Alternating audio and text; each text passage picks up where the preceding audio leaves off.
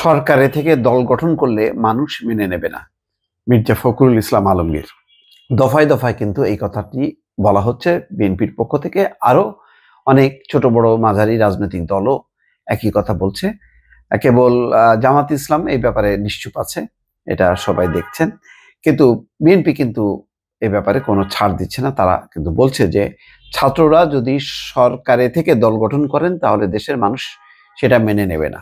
শনিবার বিকেলে উত্তরা ১৩ নম্বর সেক্টরে খেলার মাঠে ঢাকা মহানগর উত্তর বিএনপির একটা বস্ত্র বিতরণ অনুষ্ঠানে তিনি এই কথা বলছেন।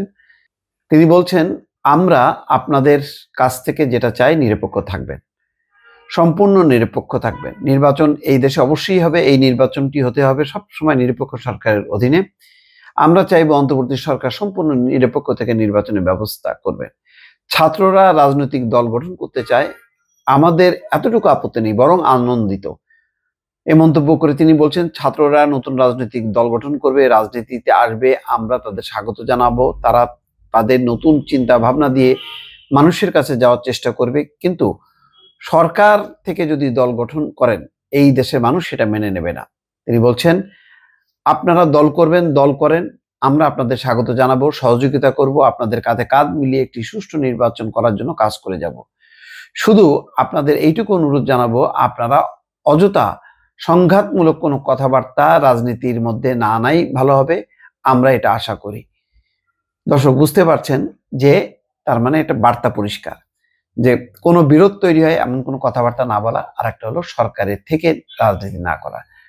ঘুরে ফিরে ঘটনা ওই মাহফুজ আলম, নাহিদ ইসলাম এবং হচ্ছে আসিফ মাহমুদ, তারা সরকারের ভেতরে যেহেতু আছে, তারা যদি কোনো বক্তব্য রাখে, পাল্টা রাজনৈতিক দলকে লক্ষ্য করে যদি কোনো কথা বলে, তাহলে একটা বিরোধ তৈরি হয়। তাদের সাথে বাইরে যে রাজনৈতিক দল হচ্ছে মধ্য ফেব্রুয়ারির মধ্যে তার একটা সংযুক্তি আছে, এটা ওপেন সিক্রেট।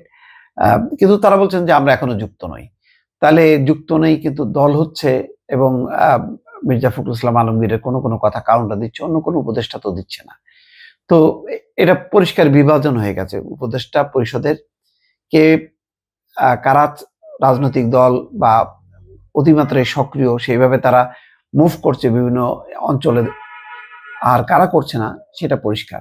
তো সুতরাং এই পরিস্থিতিটা একটা অস্বস্তিকর, বিভ্রান্তিকর, এবং এটা বিএনপির মধ্যে সন্দেহ দানা বাঁধছে। যদি এটাই চলতে থাকে তাহলে অন্তর্বর্তী সরকার অধীনে কিভাবে নিরপেক্ষ নির্বাচন হবে। ডক্টর মোহাম্মদ ইউনূসের বক্তব্য ঘিরেও তাদের ভেতরে ভেতরে একটি উষ্মা কাজ করছে, যে তিনি কেন বললেন যে ছাত্ররা দল গঠন করবে, তারা ব্যাপক গণসংযোগ চালাচ্ছে। এই কথাগুলি বলার অর্থটা হচ্ছে এক ধরনের মানসিক সমর্থন।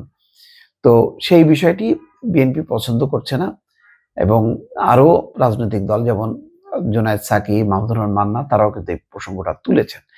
এখন এই প্রসঙ্গটা প্রায় প্রতিদিনই উঠছে।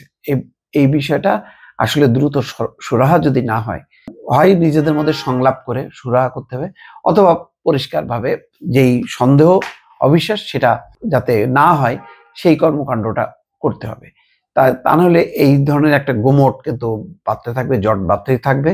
এতে রাজনীতিতে বিভাজন হবে, রাজনীতিতে ভিন্ন মেরুকরণ শুরু হয়ে যাবে, যেটা এই মুহূর্তে খুবই অশনি সংকেত বলে অনেকে মনে করছেন। দর্শক ভালো থাকবেন, আল্লাহ হাফেজ।